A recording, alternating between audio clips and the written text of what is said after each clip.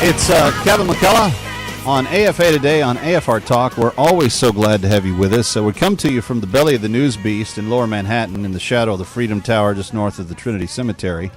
And if you're watching on the AFA channel, Times Square is what you saw on your screen.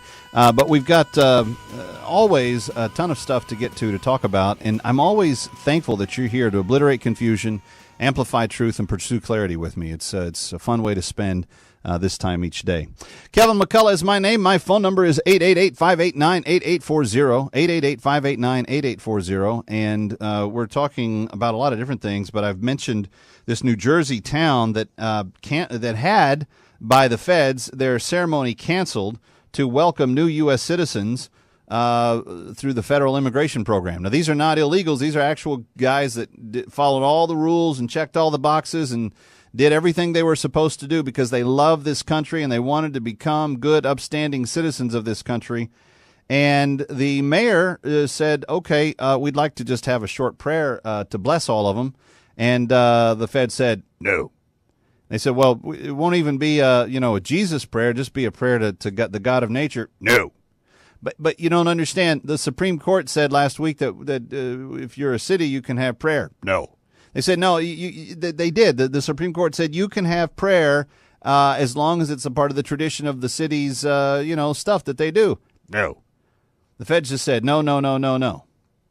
And because they think it's going to be too controversial.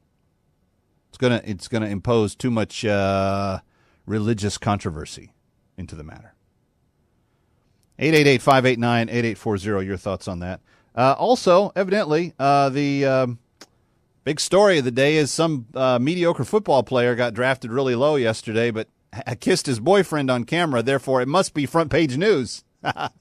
Let's go to Gina in Texas. Hi, Gina. Welcome. Glad you're with us on with Kevin McCullough. What's your thought on this? Well, it's on the small town in Newark. Yes.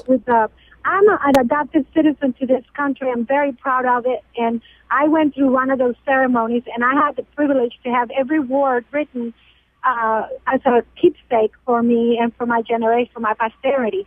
And I think we as Christians need to get just as tough as everybody else that does not want to hear Jesus' name or the Lord's name or God's name. That's tough.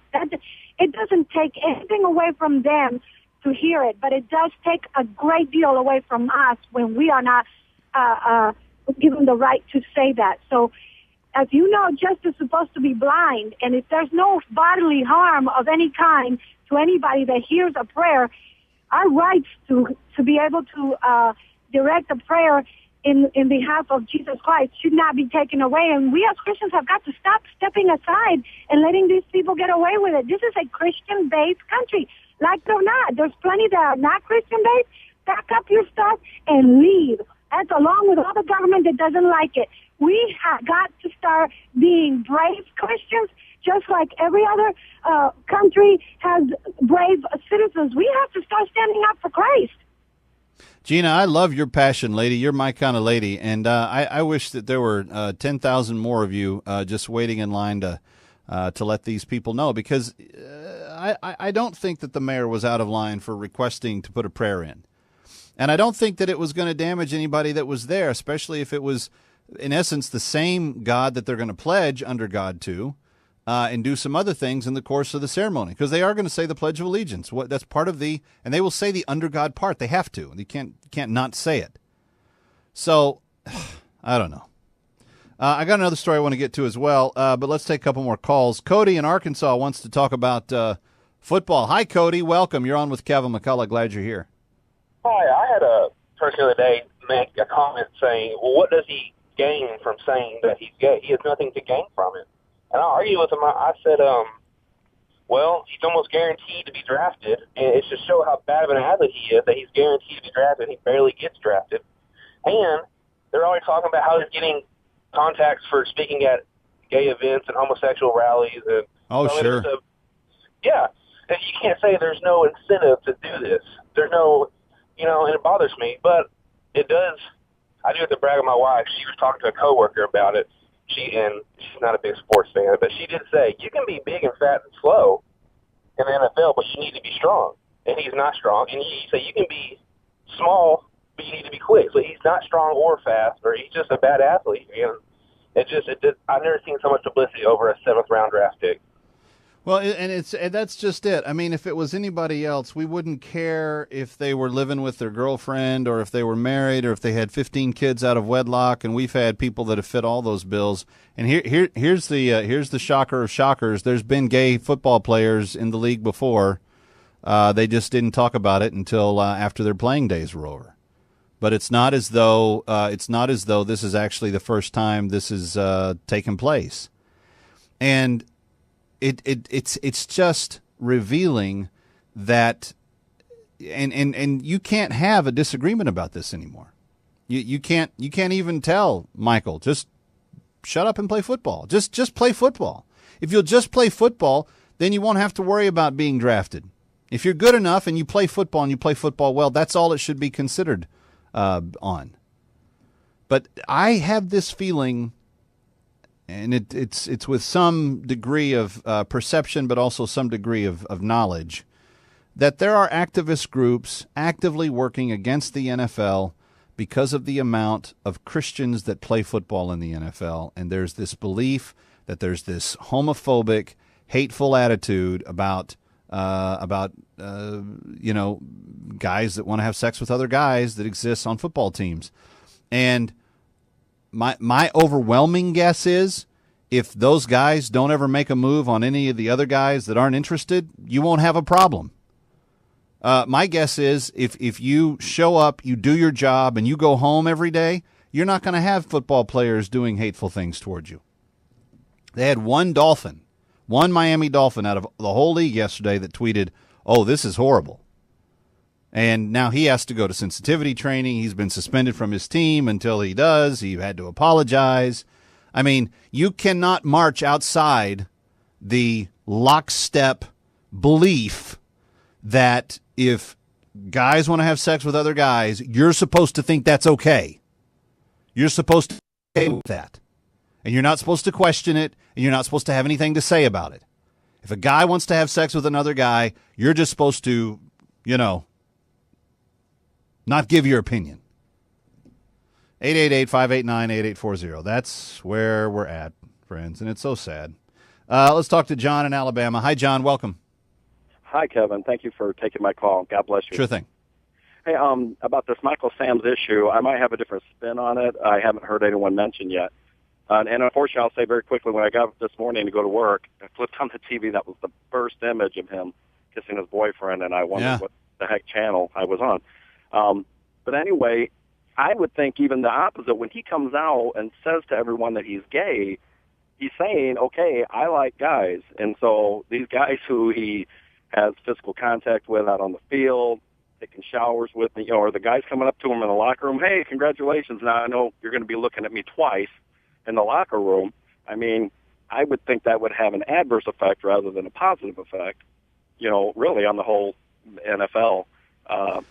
It only has a positive effect in this regard, because John, what they want to do is they want to force the issue already with the Miami Dolphin tweeting the tweet, and all he said was, "OMG, this is horrible." That was the extent of the tweet.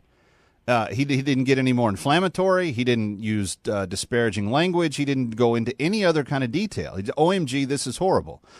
Just for that, and having it deleted, he now has to go to sensitivity training and be suspended until he has completed a sufficient amount of brainwashing to come back and say the right thing.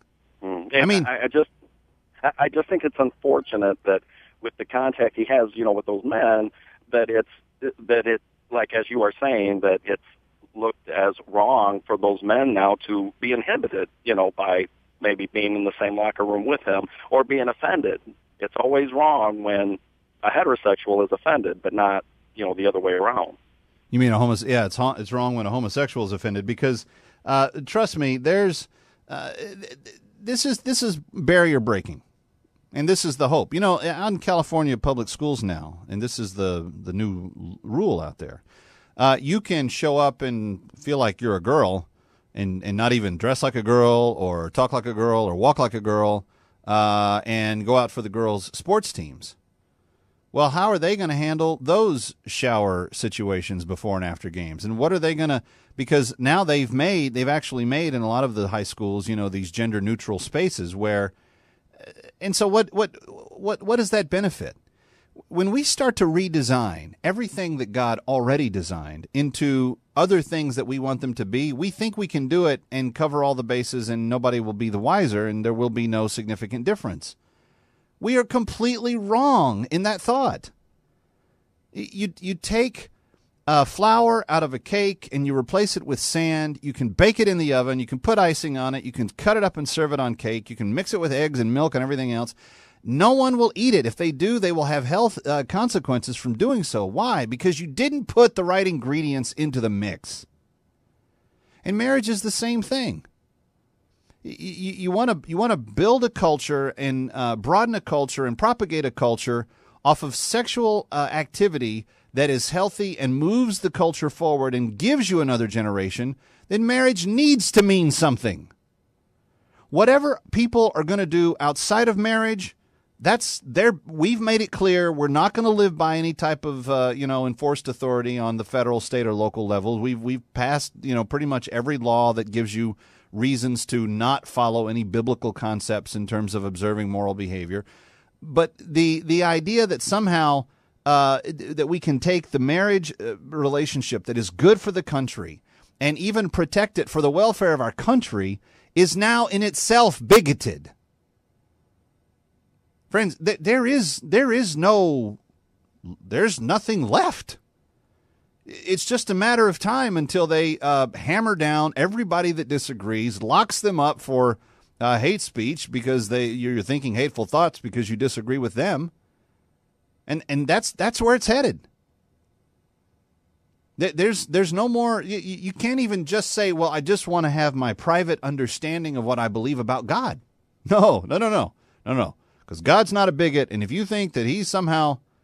And friends, if you don't think this is true, come visit me for some time in New York. Let me walk you around some of the places, some of the people in the newsrooms that have said certain things to me because of some of the stands I've taken. It's mind-boggling how fast this has occurred. 888-589-8840. Let's go to Ben in Texas who wants to talk about the prayer issue. Hi, Ben. Welcome. Glad you're with us. Yes, am I on there? You are. You're on with Kevin McCullough. Welcome. Okay, great. I just wanted to make one little comment about the prayer at the welcoming the new citizens. Just tell the guy to go ahead and do it. If they want to come arrest everybody, do it. And let it make front page news, and let's get this thing on like the lady before. The feds already moved it, though, Ben. That's the mayor doesn't have any more choice in the matter now because the feds said, well, we're not going to let you host it anymore. We're going to move it to Newark, New Jersey, where all of the city leadership is very liberal and very leftist, and so they're very much, you want to hell Satan in there? We'll throw that in for free if that's not too divisive. 888-589-8840. Let's talk to Todd in Louisiana. Hi, Todd. Yes. First of all, Kevin, thanks for letting me come on. I want to say three quick things and then I'm going to listen. First of all, we are endowed with freedom of speech. You know something? And that's something that each one of us have. We have freedom to express ourselves without any kind of, reprisal or threat that we're going to be thrown in jail or fired. Now, with that responsibility comes consequences. So you have to think about what you say. Chris Broussard, a sports commentator who I admire him even more so because when Jason Collins was picked up by the